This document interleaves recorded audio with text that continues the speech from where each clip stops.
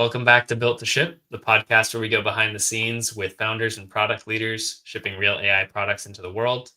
Today, I'm excited to have Jon, co-founder and CEO of Kodable, the platform that teaches kids coding, now augmented with Catbot, an AI tutor that's helping students build games and debug code in real time. Jon, thanks for joining. Yeah, thanks for having me. Awesome. Well, I want to start at the kind of beginning. What were you doing before Kodable, and what brought you to the idea of Kodable? So the company was basically, I was in college about 14 years ago. Kodable, I had just graduated college. I was working as a software engineer. This is all relevant. I graduated from a degree in marketing on a Friday, and I started a job as a software engineer on a Monday. Because like the last 2 years of school, Wow. I had realized that I wanted to like start a startup, and if I wanted to switch my major to CS, it was going to take like 2 more years of school, and I hated school, so I didn't want to do that. So I just taught myself. And so second semester my senior year, it was really hard to find a job with a marketing major because those are kind of a dime a dozen. And I was like, well, I'm already coding, so I should see what I could get there.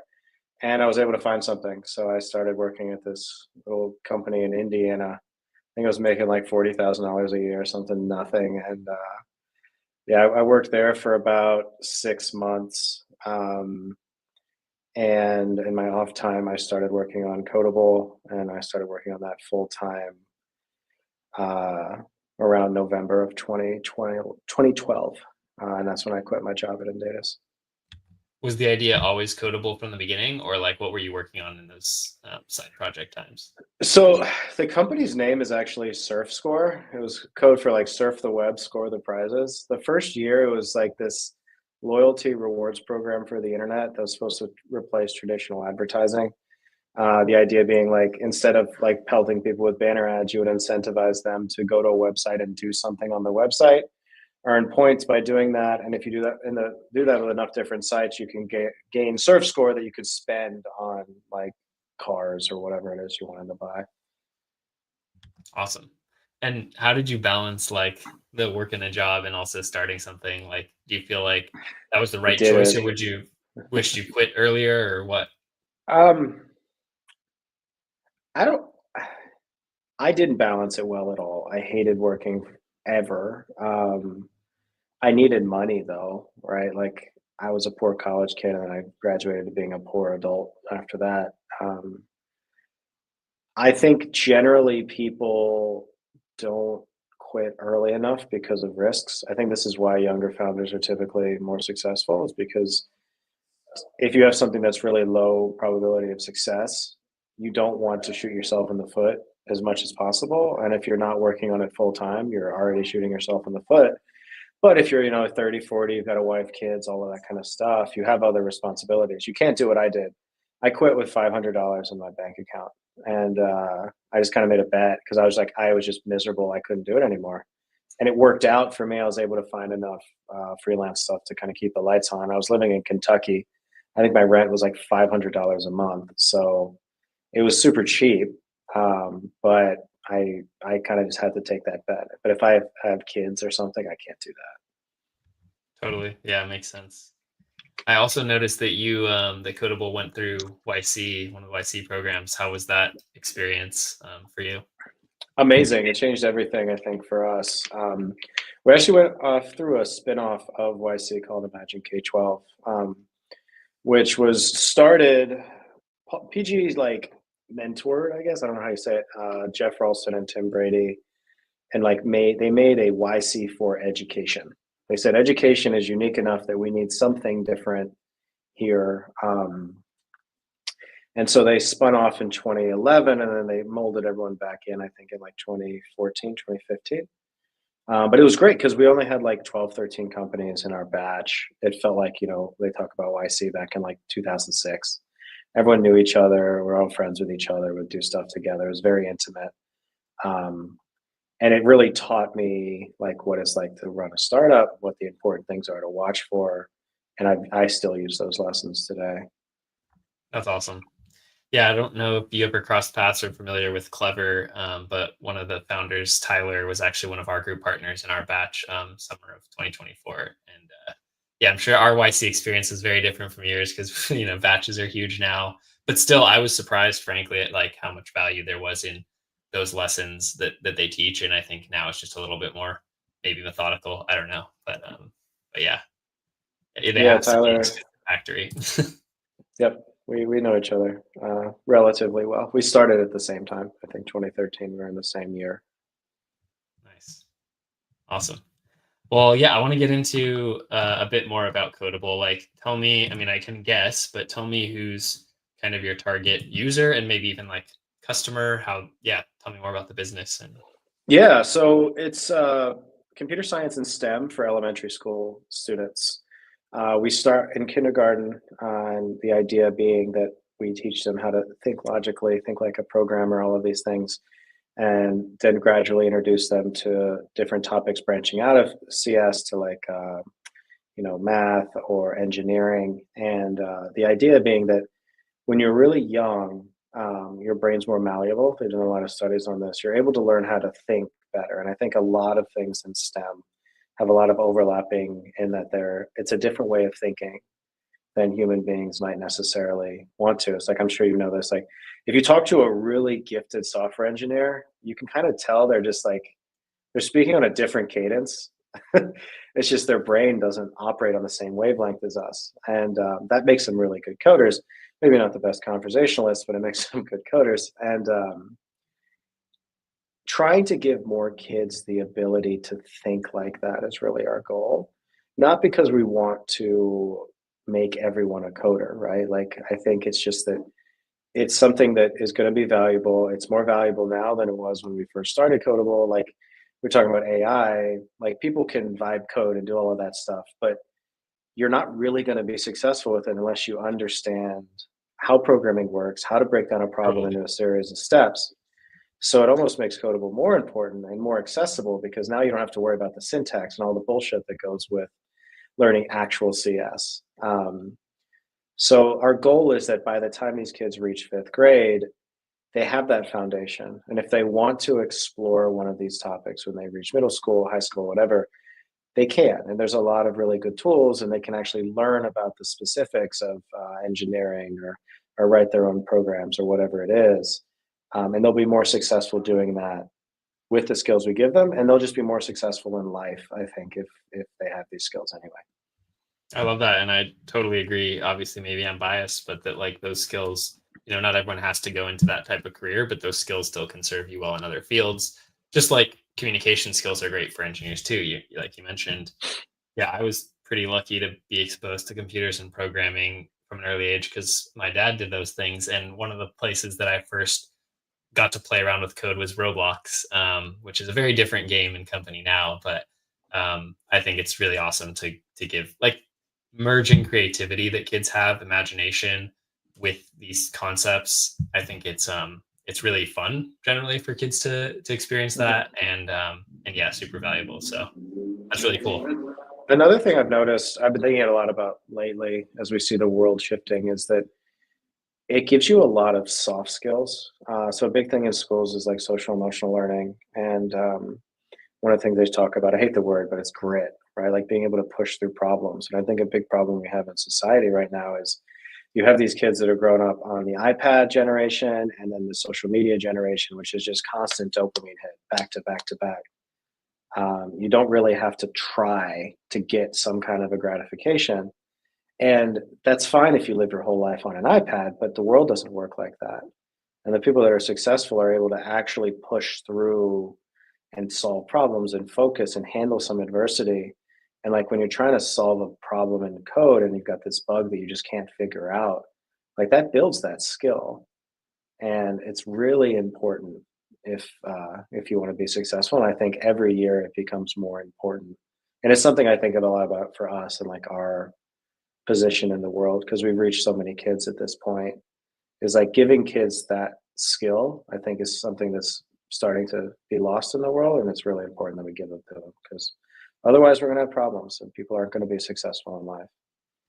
Yeah, totally agree with that. My co-founder, he's the real software engineer. My background's in data science, machine learning, but I'm not and a software engineer myself. And one of the things he brings up as we're hiring people or just thinking about training is like, sure, you can read and watch, as much content or take as many classes, but he really believes that he built a lot of his skills through essentially grit, like just running into an error and deciding like, I'm going to go try something else and figure out how to fix it. And that's so true that's not going to go away with AI code gen or anything like that either. So love that. I want to, as a founder, I'm always curious to hear about like business model. So it makes sense on who your users are, but how does the company make money? Who's your actual end customer? Yeah, Mhm. how does that work? Yeah, so we've iterated on this a few times. Originally, so I guess when we very first started, to kind of date us, um, we started Kodable in the Angry Birds era, where everyone would make 99-cent in-app purchases, and that was supposed to build a sustainable business. Turns out it doesn't. But that's how we started. Was like you just had some levels that you could play, and you could buy more levels. I think for like 199 or something stupid cheap. And then when we went through Imagine K-12/YC, it kind of grew out of that into teachers want this, schools want this, and that was really important to help us build like a school model out, and we started selling to schools. So that's more of like a B2C model. Selling to schools is really hard. That's something we learned for a very long time. Is that we were able to kind of eke a business out, but it was because we were used in like tens of thousands of schools across the country, right? But it wasn't a good business because there's no budget. And it's been this thing in schools where they start talking about it and there's momentum, but the wheels of government churn incredibly slowly. And so it's better today than it was 10 years ago, and it'll be better in 10 years. But budget money has been really slow. There's been a lot of political polarization over the years, which has hampered that. But that did lead us to our ultimate model is that we noticed that while teachers were using and loving Kodable and they didn't have the budget for it, because we had made a product that was so fun that kids were actually going home and asking their parents to sign up for Kodable at home. And this was happening organically. And so we realized that there was probably something there. And so we built out a parent version of Kodable, and we started selling that. And that ultimately evolved into our business model today, which is kind of like a B2B2C approach where a school can buy Kodable or a parent can buy Kodable, or a school is more than welcome to just like use the free version. Um, so we have a freemium. I probably should have mentioned that before, but like we have a freemium model for schools. So a teacher can sign up and use a lot of our content for free.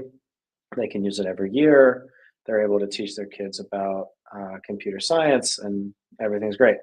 Um, and either the school can upgrade if they have budget, or some of those kids are going to go home and they're going to ask their parents, say, "Hey, we love Kodable. Um, we want to use Kodable at home."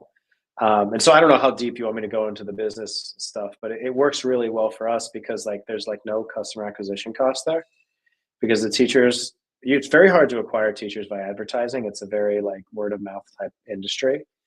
Um, so like teachers know about us and teachers tell other teachers and they love Kodable. And so they keep using it every year and every year they get new kids. And every year those kids are potential customers to keep Mm, using Kodable. So it's a renewable resource of kids as long as we keep making a product that the teachers love and the kids love, which is actually very difficult to do in education because the buyer is not the purchaser or the buyer is not the user in a lot of cases. But we found something. It took a very long time to get there, but we found something that works for us. amazing. No, that's super fascinating. Yeah, thanks for sharing there. Okay, I'm curious to hear now about like AI, LLMs. How do you, number one, use it in your product? Like either developing the product or does it power anything? And then we can get into like, the actual education side. Um, well, can I talk about how I use it in my company Yeah, too? yeah. So, like, I think AI is really magical when it works, and it's potentially catastrophic when it doesn't. And like the way that LLMs work, it's like if we can get to probably like 95% of the way there, but that last 5% might be impossible just knowing how the systems work. So it's really good if it's given. a framework and a human being and add it as a like accelerant instead of a replacement. So I've really pushed everyone at the company to use it more often. One example I'm thinking of is our artist needed to make like a fire animation for the game, and he was actually able to prompt ChatGPT and say, "Give me the variables for a fire animation." I don't know if he was using Unity or Spine or one of those animator tools. And he was able to put it in, and it worked. And like he had to tweak a couple little things there, but that's like 50% of the way there. We have a couple people on our team that we ask to do things they're not necessarily qualified to do. So they have AI as a built-in like subject matter expert, right? Like I can go to someone who's a former teacher and say, give me a robust marketing plan for something. And they can do that with like a little bit of work with ChatGPT, and it'll be relatively good. It's not going to be perfect, but it can be relatively good. And what that does is it unlocks the ability to hire people that are really good at something that AI cannot replace, right? So like a teacher is going to be really good at making stuff that teachers love, making content that resonates with teachers, getting that content out into the world. It's kind of a solved problem. I mean, if you're really, really like into marketing, I guess at like the Apple level or whatever, there's some stuff there. But generally speaking, it's just a series of marketing calendars and being on top of content schedules and stuff. You can use the AI to get rid of all the nonsense and focus on your core competency. And I think that's really the power, at least in terms of working, is it makes you much more productive, and it unlocks a lot of abilities to do things that you might need to hire someone to do. You can make a team of 3 become a team of 1, depending on what you're working on. Yeah, totally. And how do you actually like you've told people in the company to be thinking about and using AI? What does that look like? Is it just go to ChatGPT? Do you guys use other tools? Do you have any sort of company budget on it, or Yeah, enterprise? so I've told people if you need something with AI, just use it. Just we'll pay for it. Um, it's not a massive expense, and we're pretty fiscally responsible, so it's not like we're spending tons of money on it. But like we have a team ChatGPT account. I actually prefer Claude because I use uh, Claude for a lot of like personal stuff too, and it seems to be pretty good at like long conversations and brainstorming. It's been actually a bit of a challenge because people I think are uh, creatures of habit, right? Especially if you hire someone senior that's been doing it for a long time, they know how to do the thing. So you kind of have to like force the issue a bit, which is convenient if you're an employer and you're paying them for their time and you're telling them what to do. Um, but it's like we've done a few things. One, our chief of staff had us do like weekly AI demos. So this week, do something with AI and show the rest of the team what that is, right? And like, I think seeing what it can do is probably the best way to get adoption from the team because, like, when it works, it's pretty magical. Another thing that I've been conscious of in meetings is when we're talking about something, and I feel like it's something that like AI could do, we'll just use it. I'm like, can we just like throw this in ChatGPT and see what it says? As like again, like an accelerant. It pushes the conversation forward. It gives context. It gives a different opinion than what we have in the room. And I think it's just like that constant idea that but once people uh, get it, they get it. Like one of our members of the team, like this morning, I walked in and she was having a conversation with someone. I was like, "Who are you talking to?" She was talking to ChatGPT. So she's having a conversation with a Wow, robot. I was like, "We're living in the future." that's awesome. And so, like, what does the team makeup look like? Is this, is your team, how big is the team? Are there a lot of engineers? Are they adopting AI, or is it more of the non-engineers that are using it more? Always curious about that. Well, we've gone through a few iterations. Right now, we're actually pretty small. We are 7 people, including myself. We have 2 engineers, uh, 1 artist, 3 former teachers that do varying roles, product marketing and operations.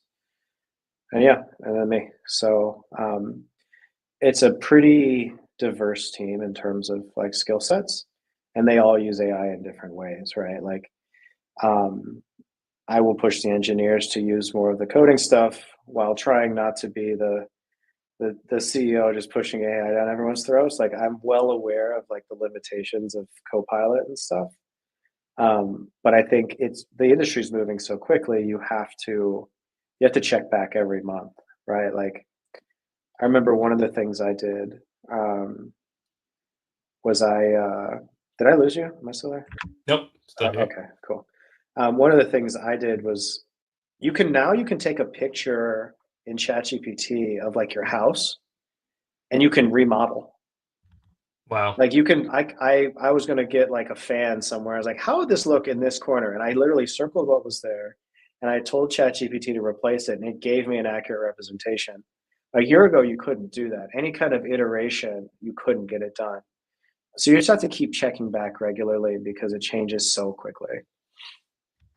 Well, that's a great segue into Catbot. Tell me more about like what Catbot does and Mhm. how you built the feature, launched it, etc.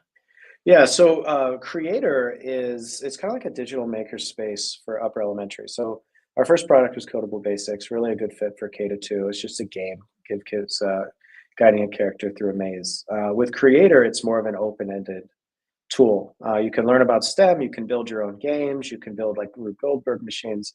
You have a lot of different places that you can experiment and tinker in all areas of STEM. And when we were making the first version, it was just focused on building games. It's like every kid wants to build games, but most kids don't want to actually build games when they realize how tedious it is. So I was like, I wonder if there's a way we could take all the bullshit out of it and make building games fun. And so we started building that, and that was what Creator started as, was this like opinionated code editor. And then we started thinking, because this was like when AI was taking off, was like, what if we just built like a co-pilot for kids, so that instead of like coders are doing this now, and it's probably how code is going to be written in the future. You can ask an AI assistant when you're like Copilot, write me a function that does X, and it'll do it. So we built the same thing into Catbot. So you can build a game and you can tell Catbot, give me a ship that shoots tomatoes. And it will actually do that. It'll actually churn out a ship that shoots tomatoes. And when kids start doing that and they actually like see the power of it, it's really cool. And so that's kind of that extension. Once you get those critical thinking skills we were talking about with the younger kids, you want to teach them how code is actually going to be written. And I think the way that I built Kodable back in 2012 is probably not going to be the way that the next kid's going to build the next version of Kodable in 20 years.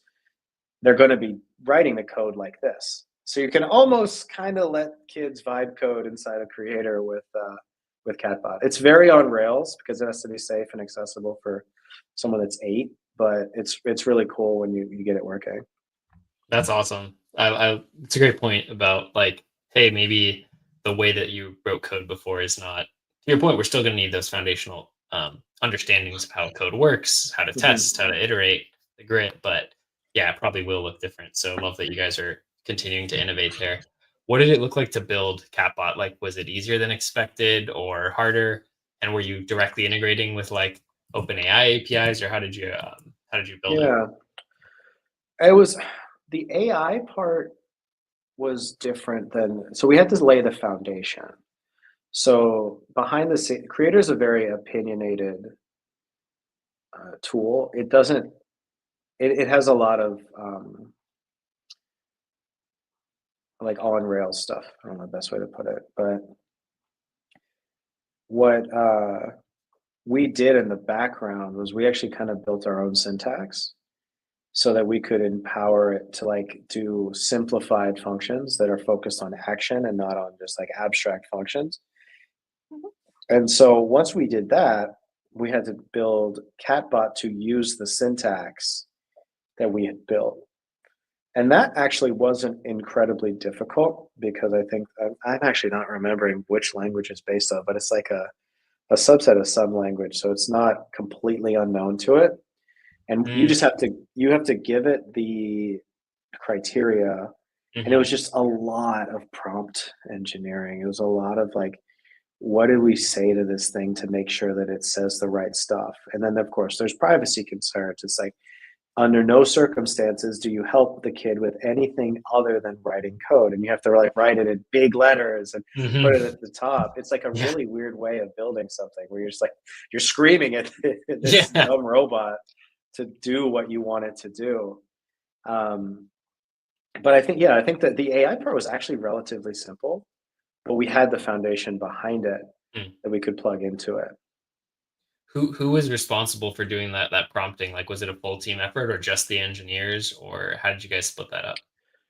It was mostly just the engineers. One thing we've always done though is like, we were a different team back then, but like we've always hired people that would be invested in the product and not just write code. So like it was just the engineers, but like the lead engineer on that had kids, uh, had done his own games before, like understood the general idea. So he could get it probably 60, 70% of the way there. And then we would bring the rest of the team in and do like brainstorming sessions with the teachers on the team, and then we would bring it into the classroom and iterate on it in the classroom. And we're still doing that today. Like we're still seeing how kids use it because a lot of kids are actually pretty reluctant to use it until they see it. And then of course, like on the school side, the teachers, I think education is probably going to be the last industry that AI cracks because it's like fundamentally challenges the whole model. And big government systems and institutions don't like to be challenged like that. So we'll see where that goes. But when it's used, the kids love it, and I think it is the future. It's probably going to take some time. Totally. Yeah. We're seeing the same thing with, it just varies business to business or even person within the business. To your point, like once they see it really do something that they need or the change, that feels magical, then people are converted. But I guess with like every technology, I have to constantly remind myself, like, hey, I'm in this bubble of people who even know, like most people know what ChatGPT is, but there's still people who don't use it, and there's still people who have no clue what it can actually do. And so, And yeah, you're gonna end up in this point. I know a lot of people say this, but in like I think 5 to 10 years, the people that know how to use it are going to be so exponentially better at everything than the people that don't, that they're just going to get left behind. Hopefully they just like, oh, I should probably learn this thing. But it's an exponential multiplier on anyone's productivity. I don't think there's anything where you can't use it in some way. Even if it's just like a rubber duck, it's just another person you can talk to. yeah, totally. Well, yeah, this has been super fascinating. I wanted to ask, like, what's next on the roadmap or, business timeline for Codable? We're really thinking about how to make kids better humans. So one of the things that gets lumped into STEM is digital citizenship, and one of the things that I think we have a big problem with in society today is like we have these, what we are is basically cavemen interacting with these dopamine addicting systems and like outrage generators that is really kind of screwing up the world. And we want to, maybe not for everyone, maybe get like 5% of kids, just help them put all of this stuff in perspective and understand how to use technology properly, what to share online, what not to share online. I mean, I'm not sure exactly how old you are, but for me at least, it's a very good thing there was no social media when I was 10, 12. Some of the Totally. stuff I Yeah. posted was like, I shouldn't have done that, Yeah. right? And Mhm.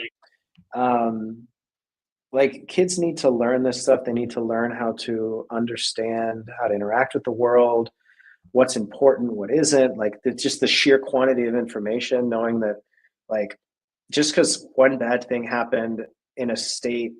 2,000 miles away, there's 300 million people in the world, and this doesn't mean that you need to spiral into a depression yourself, right? It's like there's a lot of these kind of things that all build Mhm. on each other, and I think we're starting with just digital citizenship, how to be good off the internet, how to use responsible like disclosure of information, how to protect your personal information, and kind of build out from there.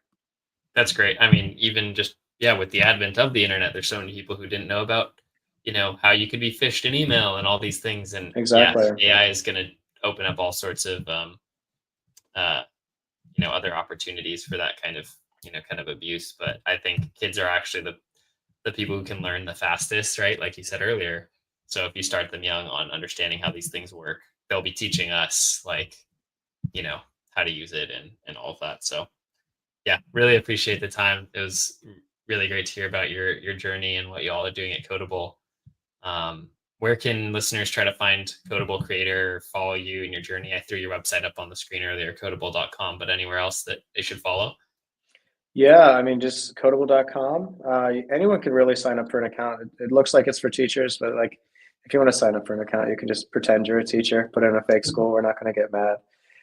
Play around with the product, build a couple of fake student profiles. I don't have a crazy online presence anymore. I might bring one back, but I mean, I'm available on LinkedIn, or I think I still have a Twitter. I haven't posted on it in a very long time. Awesome. Cool. Well, yeah, thanks again for the time, Jon, and looking forward to checking in on how things are going at Kodable in the future. All right, thanks, Tyler. Have a good one.